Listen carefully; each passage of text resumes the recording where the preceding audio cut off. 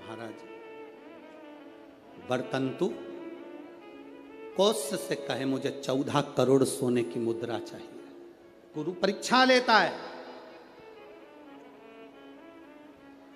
गुरु परीक्षा की घड़ी में ऐसा सामने आता है कि परीक्षा लेने के लिए तत्पर।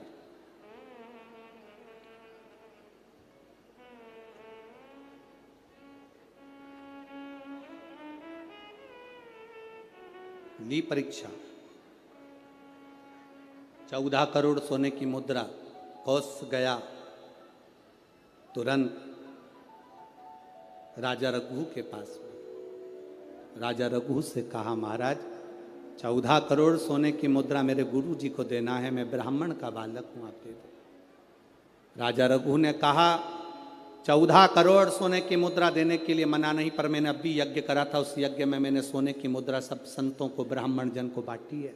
मेरे पास में इतनी मुद्रा नहीं, थोड़ी बहुत निकल जाएगी, 1 करोड़ दे दूंगा, 14 करोड़ कहाँ से लाऊं। राजा रघु ने कहा पर ब्राह्मण मेरे दरवाजे से खाली ना जा, रुकिए मैं इंद्र पर आक्रमण करता हूं। गुरु गुरु है, इंद्र पर आक्रमण करता हूं। राजा रघु ने इंद्र पर सेना तैयार कर आक्रमण करना प्रारंभ करा। इंद्र का सिंहासन डोलने लगा। इंद्र दौड़ते दौड़ते भगवान ब्रह्मदेव के पास में गए। राजा रघु इंद्र पर आक्रमण कर रहे हैं, इंद्र लोक पर आ रहे हैं, क्या करा जाए। एक बच्चे को 14 करोड़ सोने की मुद्रा चाहिए, गुरु ने मांगी है इसीलिए लेकर जा रहा है। उसको 14 करोड़ स्वर्ण मुद्रा, हाँ 14 करोड़, हाँ क्या करें। इंद्र से कहा राजा रघु यहां पर आए स्वर्ण मुद्रा लेने के लिए, आप कुबेर को बुलाओ और कुबेर से कहो कि तू जाकर 14 करोड़ सोने की मुद्रा दे दे। कुबेर को बुलाया।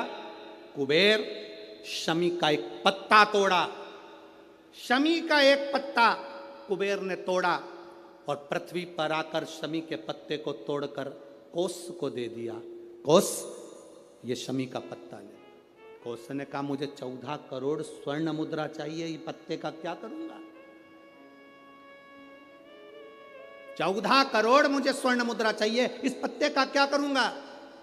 तब कुबेर ने जो पत्ता दिया और कोस से कहा कि यह बर्तन तू महर्षि को ले जाकर दे देना, वह महर्षि समझ जाएंगे इस पत्ते में क्या है। बर्तन तू महर्षि के पास में एक शमी का पत्ता ले जाकर कोस ने दिया।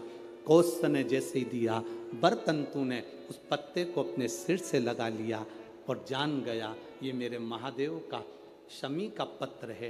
एक पत्ते में 14 करोड़ सोने की मुद्रा का फल होता है। 14 करोड़ सोने की मुद्रा का फल एक शमी के पत्ते में होता है। तुरंत बर्तंतु महर्षि ने शंकर की आराधना कर कर शिव जी से हाथ जोड़कर प्रार्थना करी, बाबा प्रकट हो। देवादिदेव महादेव प्रकट होकर कहते हैं बर्तंतु मांगो तुम्हें क्या चाहिए। बर्तंतु कहते हैं बाबा शरदीय नवरात्रि पूर्ण होने पर जो विजयदशमी आए, उस दशमी के दिन जो एक शमी का पत्र भूलवश भी महादेव को समर्पित कर दे, उसकी जिंदगी में कभी संपदा की कमी ना आए। एक शमी का पत्र, एक शमी का पत्ता 14 करोड़ सोने की मुद्रा से प्रबल हो जाता है। एक शमी का पत्र। आज भी कई जगह पर विजयदशमी के दिन, कई स्थानों पर विजयदशमी के दिन शमी के पत्ते का लेन देन होता है। शमी के यहाँ होता है कि नहीं होता हमको स्मरण नहीं है, महाराष्ट्र में तो, पर कई जगह पर होता है। यहाँ पर भी शमी का जो पत्र होता है विजयदशमी के दिन लोग देकर उसको प्रणाम करते हैं, माता पिता को नमन करते हैं। क्यों? आप अपने बच्चे हो ना, आपसे पूछेंगे, आपकी औलाद आपसे पूछेगी, आपके आने वाली पीढ़ी आपसे पूछेगी, माँ ये कौन सा नाटक बनाकर रखा है तुम लोगों ने। शमी का पत्ता दे, शमी का पत्ता ले, मिलने जाओ तो शमी का पत्ता। शमी का पत्ता क्यों लिया दिया जाता है? बच्चे पूछेंगे, आज की पीढ़ी बहुत प्रश्न करती है, उसको उत्तर देना पड़ेगा कि एक पत्ते में 14 करोड़ स्वर्ण मुद्रा का फल होता है।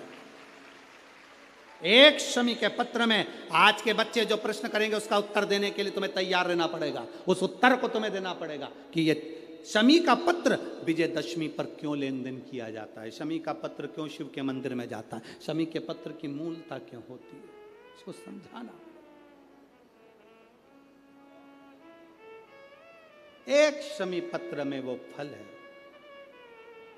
और केवल यही नहीं, शमी के वृक्ष के नीचे, बेलपत्री के वृक्ष के नीचे अगर भूल से भी बच्चा, बूढ़ा, कोई व्यक्ति एक पार्थिव शिवलिंग का निर्माण कर लेता है, भूलवश भी उस पे जल समर्पित कर देता है, भूलवश भी उसके भाव से पुष्प या शमी पत्र या बेलपत्र भी चढ़ा देता है, तो वो इस संसार में कहीं ना कहीं सुख भोगता ही है, उसके जीवन में दुख नहीं। शमी पत्र की मूलता